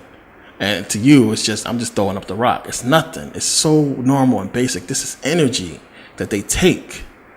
And then now you get into a conversation with somebody and you defending Jay-Z because you went to a concert when you wrong. But you defend it. People get into fights over Beyonce and defend her when she's doing ritualistic dances on the stage, enticing you, stealing your energy. That's what it's all about. We see this stuff all the time. I mean, I always go to music because it's the perfect example. You hear a beat and it causes your body to move. That's power. That's why they call it, that's why they were saying this, oh, it's Satan, it's the devil. That's why they call this stuff that. That's power right there, that music can control your body. If I come into your crib and I bang some Shabba Ranks, I'm telling you, you're going to be hard pressed not to dance, man, after a while.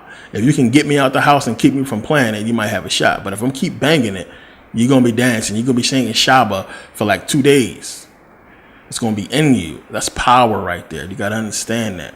This is what they're using. This is how they use it. So when King James created the Bible and coded it and put stuff in there, that, remember I told you, you are Jesus.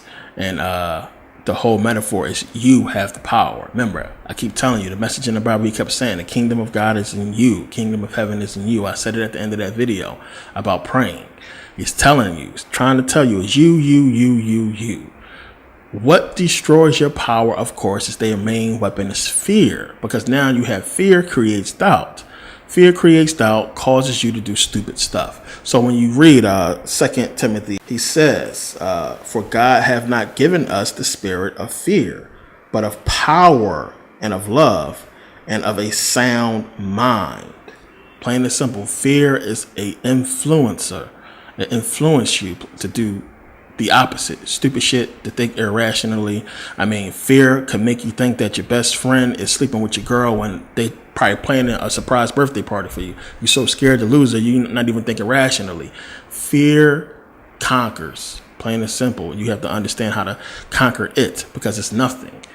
As I said, you can watch a scary movie. You know that she's an actress, this stuff is not real, yet you still get scared. I seen people, scream and ball up and all kinds of stuff because they so scared. But your common sense tells you this stuff ain't real. This stuff ain't no Freddy Krueger. Jason don't exist. But you still scared. And you get so scared, you have dreams about the stuff. But on a conscious level, it's not real. It's not real. So if you don't have control of your consciousness, if not really conscious, the stuff is always going to affect you. It's just something they put in us, and it's like a whole program that they put inside of us so that we do have this fear. Everybody has. If I boom, and you think it's just you in the house, yeah, you're going to jump and you're going to be scared because wait a minute, it's supposed to be just me in here. So, it's something that's in us all, and you got to understand this system was created and it's surrounded by fear. So now we're worrying about Al Qaeda, we're worrying about ISIS, we're worrying about Ebola, we're worrying about so much. Oh my God, they created this whole system. You got to work to live. So you need your job. If I lose my job, oh my God, if I'm broke and have no money, I'm on the street, I'm homeless, I might die, I might get this disease. This is why this stuff kills you. Stress, fear kills you. I have to have this. I have to have that. I have to look like them. If I come to school with the wrong sneakers or clothes on, they're going to tease me. If I come to work looking like this, if I don't do that. So many things. This is the power. All this stuff. This is your magic. This is your voodoo and witchcraft, everything. Now, what exactly that they are using in Africa that's totally different from the system I'm talking about? As I said, it's energy. But You got to be that witch doctor, or you got to be that voodoo priest to understand exactly how they use it differently. And I'm going to get into that a little bit in the Satan series towards the end, and tell you how this can be manipulated in a totally different way. And this is where I get into the whole quantum physics aspects of it, because, like, as I said, they've broken it down to a science, and we call it quantum physics. When you really get into it, you'll see what I'm talking about. But this is what's going on, and I had to do this video to really not just answer people's questions, but to put this in your mind and make you aware and conscious of it. It's all energy. It's all energy. Love conquers all. Remember that. Plain and simple. Because what is love?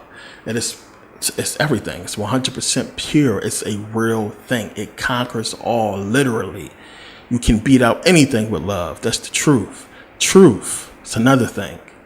I mean, truth, love. That's what, if our whole society was based off those two, we would be all right. But as I said, can't have love without hate. They exist. They must exist in this reality. So you have to equip yourself and understand how to combat these things. Consciousness combats these things. Understanding, being aware. Now, there's a lot more that goes into this whole thing. So those of you who have seen this video and up and coming videos, when I put this stuff out, it'll make sense. Dots will be connected, and you'll get a lot more understanding in videos that I put out on YouTube to come. I wanted to put this video, as I said, to help with my whole effort of getting the book out. So again, I want to thank you guys for purchasing this and buying the download and everything like that. I doubled the amount last time. I think I only did 88 on Saturn, Satan, and God, which is, it is what it is. Some people ain't got money. I can understand that. People broke, or they just don't want to spend the money, or what have you. And, I look at how many people actually watched it and on YouTube, and, 88 downloads, or 88 people who bought.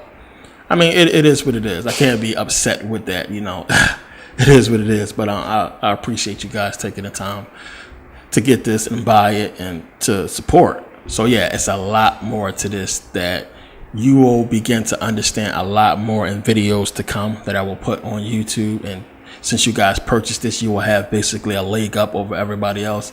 It's not so many people putting this information out the way I'm putting it out. That's not to brag or anything like that, but this is stuff you got to know and understand, because they will have you thinking that it's some kind of boogeyman out there when we're talking about energy. And I know you will have questions on this, but I'm telling you, go back and watch this video again. Do your own research. You will understand what that is. It's energy. I know you want to point to aliens and stuff like that. It's a whole nother subject, a whole nother different thing that we're going to get into. We're going to get into all that because, yeah, of course they exist. They exist, plain and simple. Let's not be stupid. Of course, aliens exist, but it's more to that. So, this video was to really shed light on that. And so many people asked for this. And, I wish that I wanted to put this out on YouTube. But, as I said, my whole efforts to get the book out, I wanted to do it and put it out for sale and hopefully get people to buy it and help out with the whole book effort. I think, as I said, I'm probably 25% there. I'm just going to eat the rest and just spend it, and I'll deal with that. But I'm grateful for the help and for you guys purchasing this and helping me out with the whole effort.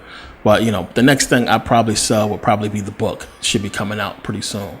But it's gonna cost like damn near $20,000. I'm telling you, because I'm buying the books.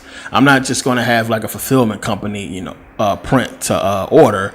I'm gonna actually have books printed. So I'm gonna pre-order probably about 20,000, because I have you'll be surprised how many people follow me in the UK and in Africa. A lot of people in Africa, and they want the book, and I don't want it to be a situation where the internet, because one guy in Sierra Leone was telling me about how the internet there is messed up and how it's better if I can have it put in store. So I have a little deal that I'm working with, that I can have these books put and stores in Africa and Europe and here in America. It's going to cost me about $20,000 altogether, but it's going to get done regardless. So I want people to actually be able to walk into stores and buy the book. But in the UK and in Africa, you should probably see it in stores when everything comes out. But of course, you know me, I'm going to announce it and everything when that time comes. But again, it's a lot more to this. We're going to get into it. Saturn Satan God series, going to bring it all together. This video is kind of sort of a part that I was going to do in the Saturn Satan series, but I understood it's so long and it took away so much from everything else that we was really getting into in the Saturn Satan series. I wanted to do it separate. So this is why I did this whole video, so you can really, understand that and get that information. But it fits, and you'll see how if you don't already see it. But understand, again, no such thing. It's not voodoo, magic, this and that. It's energy we're talking about. Ritualized, done different ways by different people about the same thing. It's just that simple. And it's being used against us in everyday society. And think about what I was saying about changing the energy. How we see that everywhere, how they use it against us. You're going to start to see it more and more as you watch TV. Your eyes will be open to this power, and it'll make a lot more sense, as we go along with this whole journey. So, again, thank you guys for taking the time to purchase and support and everything like that. I think it was something else I wanted to say. I'm trying to remember. I hate when I forget. That's why I had this book here. I usually write down stuff so I don't forget, but I don't see nothing here. I think I got everything.